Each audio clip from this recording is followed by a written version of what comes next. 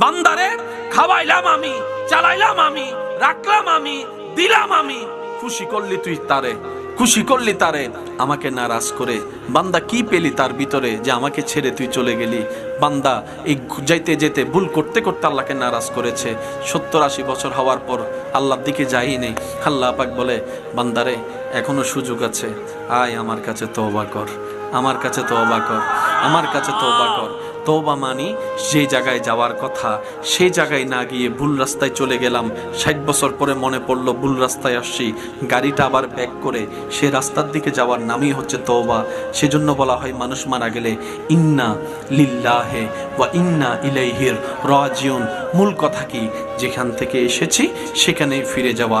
মুরব্বীদের ভাষায় যদি গ্রাম্য ভাষায় বলতে হয়, যেখানের মাল সেখানে চলে গিয়েছে।